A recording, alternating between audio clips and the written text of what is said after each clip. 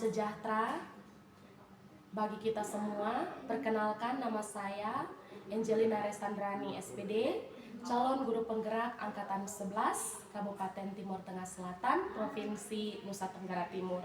Pada saat ini saya akan melakukan percakapan praobservasi bersama rekan sejawat saya, Pak Stefanus Arianto Kase. Kita langsung saja pada percakapannya. Selamat siang Pak Yanto. Selamat siang Ibu Angel. Apa kabar hari ini Pak Yanto? Kabar baik Ibu. Puji Tuhan kalau kabarnya baik.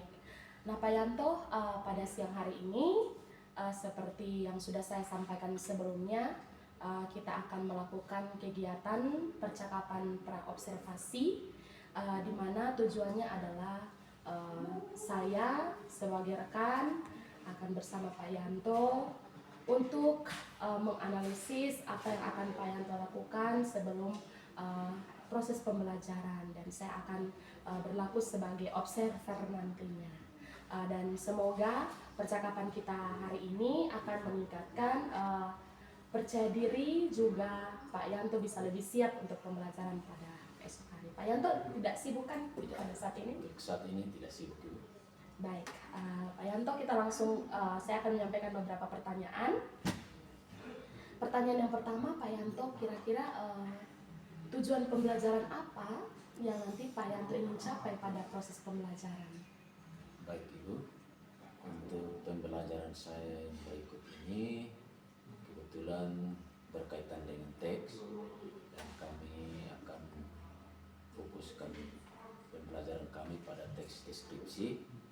Dengan tujuan pembelajarannya itu, harapan saya para peserta didik dapat memahami fungsi sosial dari teks tersebut, lalu struktur teksnya, dan juga unsur kebahasan yang ada dalam teks tersebut.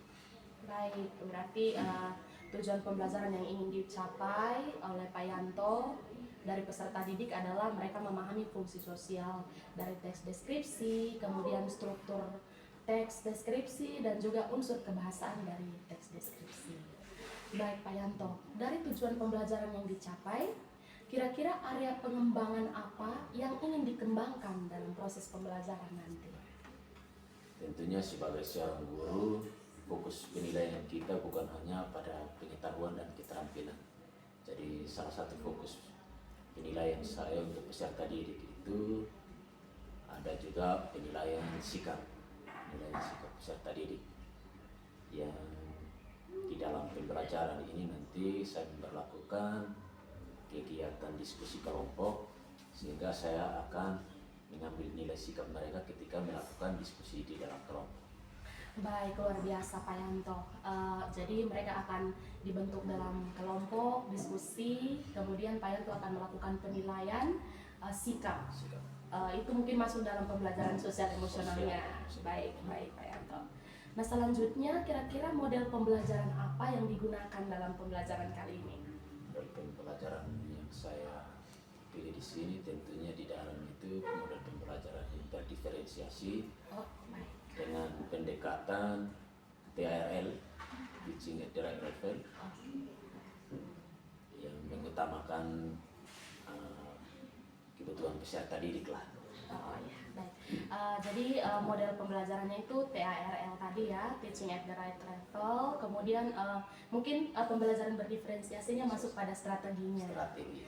Jadi mungkin kira-kira strateginya kalau pembelajaran berdiferensiasi, diferensiasinya di bagian mana nanti diletakkan Pak Yanto? Tentunya tadi di awal sudah saya sampaikan akan melakukan diskusi kelompok. Oke, baik. Di situ diferensiasi yang saya ambil itu menempatkan peserta didik yang mungkin pemahamannya bisa cakap dalam menangkap materi, digabung bersama teman-teman yang lain yang mungkin pemahamannya dalam hal ini daya tangkap terhadap materinya itu agak kurang.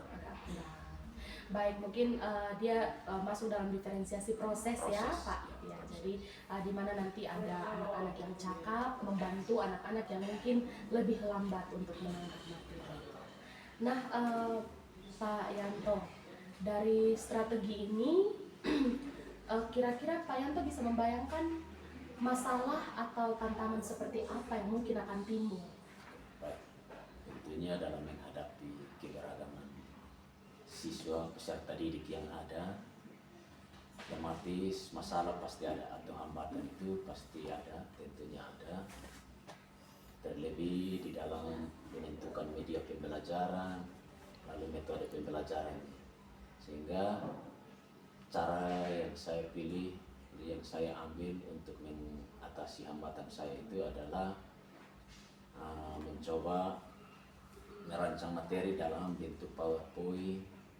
Lalu hambatan itu, jalan keluar itu saya pilih karena salah satu hambatan kita di sini adalah kurangnya sarana prasarana pendukung seperti buku-buku pembelajaran dan juga sarana pendukung lain seperti internet, apalagi di tempat kita di sini jaringannya setengah mati. Jadi jalan keluarnya saya berinisiatif mencari jaringan, lalu mencari tambahan materi, referensi materi, lalu saya buatkan dalam bentuk PowerPoint dan meminjam LCD atau proyektor untuk dipakai ketika melakukan pembelajaran tersebut. Wah, luar biasa Pak Yanto. Berarti Pak Yanto sudah betul-betul siap ya untuk proses pembelajaran berikutnya. Jadi nanti saya akan berlaku sebagai observer. Di sini saya bukan untuk menilai, tetapi kita sama-sama memperhatikan kira-kira tujuan kita sudah sesuai, proses menuju tujuan sudah sesuai atau belum. Baik, kita bertemu di kelas ya Pak Yanto. Terima kasih atas waktunya pada saat ini. Selamat siang.